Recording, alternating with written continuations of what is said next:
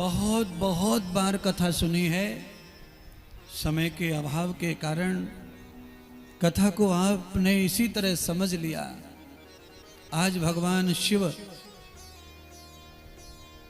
विश्व मोहिनी के पावन अवतार श्री राधा यानी कि श्री कृष्ण के स्वरूप को ही पाने के लिए स्वयं गोपी बनकर यहाँ पधारे।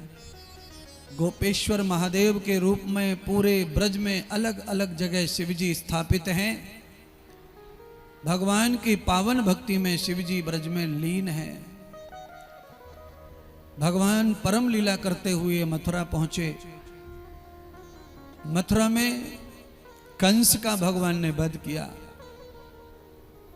कंस वध के बाद अपने माता पिता देवकी और वसुदेव को कष्ट मुक्त किया।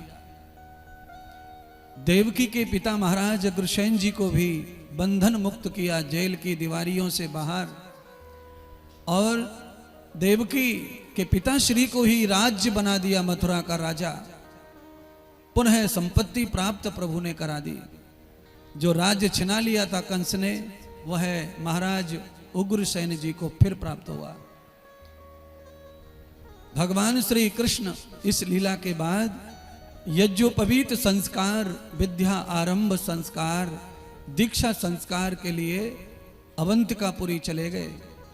बलराम और कृष्ण दोनों संदीपनी ऋषि के आश्रम में जाकर गुरुकुलीय शिक्षा पद्धति को पढ़ते हुए सुदामा और उद्धव जैसे पावन मित्रों के साथ रहकर संपूर्ण विद्या का अध्ययन किया।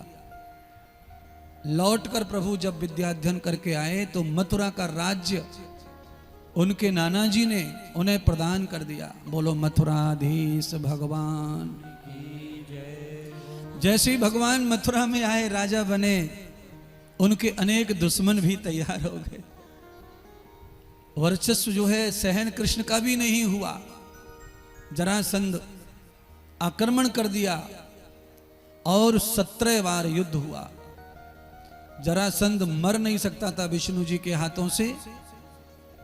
उसने बड़ी ब्रज को तकलीफ दी और पूरा ब्रज लहूलुहान कर दिया। भगवान ने निश्चय किया कि इस धन के कारण जरासंध लालची हो गया है और निरपराध ब्रजवासियों को युद्ध में मर जाना पड़ता है, और ये मेरे हाथों से मर नहीं सकता क्योंकि ब्रह्मा जी का वरदान झूठा पड़ेगा। ब्रह्मा जी की लाज रखने के लिए भगवान ने मथुरा को यानी कि ब्रज को छोड़ दिया। साथ में बलराम जी को और अपने चाचा अक्रूर जी को, संग में श्री उद्धव जी को लेकर भगवान द्वारका की ओर बढ़ गए। भगवान कई महीने अकेले एकांतवास किया। किसी को पता ही नहीं चला कि कृष्ण कहाँ गए। जब परमात्मा के बारे में पता चला तो वो सौराष्ट्र के नर नारियों को पता चला। उन्होंने अपनी सारी संपत्ति प्रभु के चरणों में अर्पण कर दी और सारे राजा महाराजा भगवान को राज्य दे दिए और प्रभु द्वारिका नाथ बन गए। बोलो द्वारिका नाथ की। देखो समझ समझ की बात है। द्वारका के राजा महाराजों ने परमात्मा को सब कुछ सौंप दिया और ब्रज में भगवान को तकलीफ देने वालों की कोई कमी नहीं थी। राम जी को राज्य से कैकेयी ने दूर कर दिया और निषाद अपना राज्य राम को समर्पित करना चाहते थे।